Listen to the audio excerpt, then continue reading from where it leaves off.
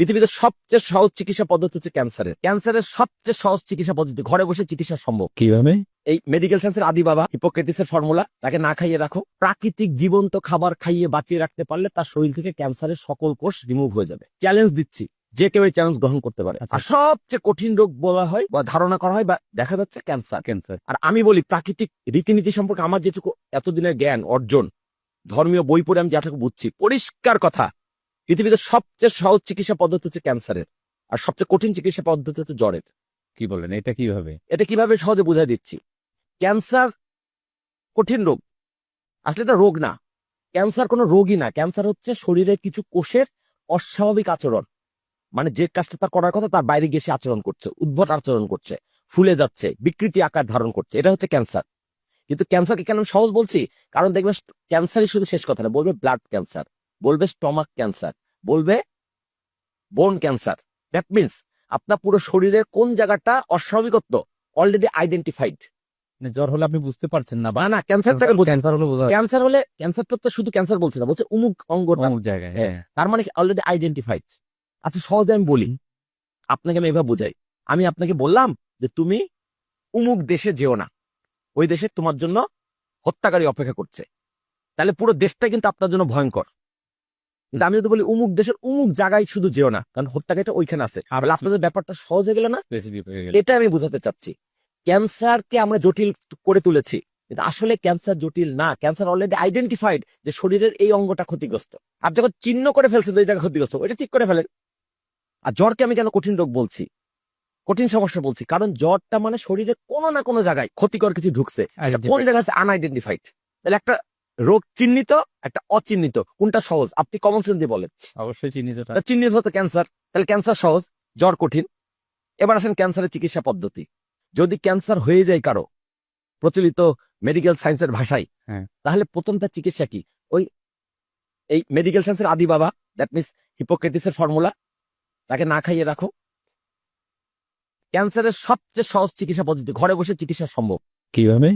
প্রথম আইডেন্টিফাই হলো সিরিয়াস তার কোন একটা অঙ্গ সমস্যা, কোন একটা অঙ্গে, যে কোনো অঙ্গে, তাকে টানা 3 থেকে 5 দিন, ক্ষেত্র বিশেষে 7 দিন পর্যন্ত শুধু লেবু পানি মধু খাইয়ে রাখতে হবে। লেবু পানি আর মধু, 1 গ্লাস গরম পানির মধ্যে, হালকা কুসুম গরম পানির মধ্যে একটু লেবুর রস আর 1 চামচ মধু।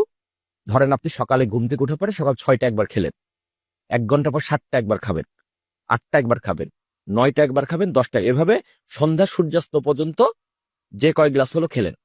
আচ্ছা, তারপর আপনি সূর্যাস্ত হয়ে গেল, ওই পানিও খাওয়ার দরকার নেই, লেবু পানিও খাওয়ার দরকার নেই। আবার পরদিন সকাল থেকে লেবু পানি মধু, লেবু পানি মধু, লেবু পানি মধু, এইভাবে টানা 3 থেকে 7 দিন পর্যন্ত ক্যান্সারের ভয়াবহতার ভিত্তিতে। আচ্ছা, গেলে শরীরের ভেতরের নতুন করে খাবার পাচ্ছে না, পুরনো যেগুলো আক্রান্ত তারাও কিন্তু আর নতুন করে কোনো খাবার পাচ্ছে না, তারা শরীর থেকে পালাতে বাধ্য হবে। লেবুটা কাজ করবে হচ্ছে ক্লিনজিং এর, পরিষ্কার করার, কোষগুলাকে পরিষ্কার করবে। আর মধুটা হচ্ছে এই যে আমরা নর্মাল খাবার খেলে ক্যালোরি পাই, এই ক্যালোরি পূরণ করবে।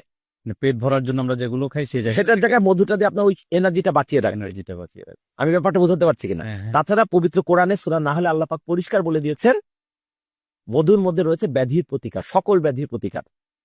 তাহলে আপনার ক্যান্সার হলেও মধু লাগবে, জ্বর হলেও মধু লাগবে, হার্টে ব্লকেজ হলেও মধু লাগবে, প্রেশার বাড়লেও মধু লাগবে, কমন সেন্সের কথা ডায়াবেটিক হলেও মধু লাগবে, হয়তো পরিমাণে কম লাগবে কিন্তু লাগবে।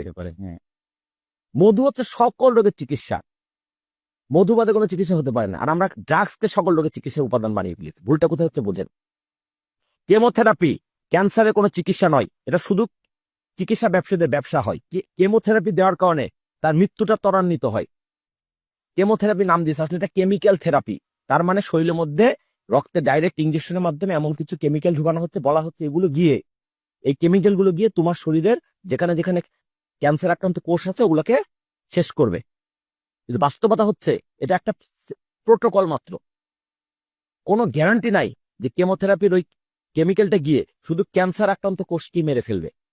যদি মারেও 1-2 হলেও বাদ পড়ে যাবে, কিন্তু আসলে অনেকগুলো বাদ পড়ে যায়। উল্টো দিকে শরীরে ভালো কোষগুলাকে ও কিল করে ফেলে, সেগুলোকে মেরে ফেলে। তার মানে একটুখানি বাঁচার আশায় আরো বড় ক্ষতি করে ফেললাম।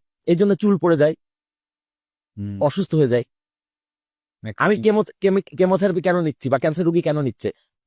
ক্যান্সার থেকে বেরিয়ে আসার জন্য। তো ক্যান্সার থেকে তো বেরিয়ে আসতে পারছে না, উল্টো তার শরীরের 12টা বেজে যাচ্ছে। তো অনেকেই যে ভালো হচ্ছে সেটা কে ভালো হচ্ছে? চ্যালেঞ্জ। একটা রোগী আপনি দেখান, অনেকে ভালো হচ্ছে, আন্দাজ একটা কথাই গণমাধ্যম বলে দিলে, একটা নাম ঠিকানা ফোন নাম্বার দেন, আমি চেক করে দেখবো। ক্যান্সারের ক্যান্সার কখনো কেমোথেরাপি দিয়ে ভালো হবে না। ক্যান্সার যদি ভালো হয়, লেবু পানি মধু চিকিৎসাতে ভালো হবে।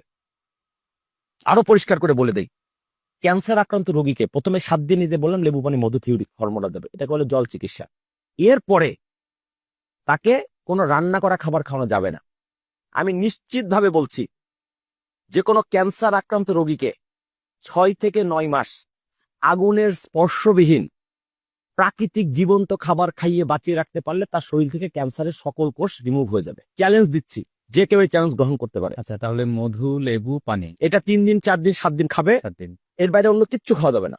প্রাকৃতিক খাবারগুলো কি কি খাবে? কিচ্ছু খাবে না এই 7 দিন। কেন খাবে? একটু আগে কি বুঝাইলাম, রোগাক্রান্ত অবস্থায় রোগকে খাবার দেওয়া মানে রোগকে খাবার দেওয়ার মতো। এটা তো 7 দিন খেলো, 7 দিন খেলো, 9 মাস। বাকি 9 মাস প্রাকৃতিক খাবার, প্রকৃতির ফল খাও, গাছ থেকে পাড়া ফল খাও, শাকসবজি খাও। তবে আবার কেমিক্যালের সার দিয়ে তৈরি করা হবে না। কেমিক্যালের সার দিয়ে তৈরি করা হবে না। আচ্ছা। একদম রাসায়নিক সার মুক্ত, কীটনাশক মুক্ত, ন্যাচারালি যেটুকু হয়েছে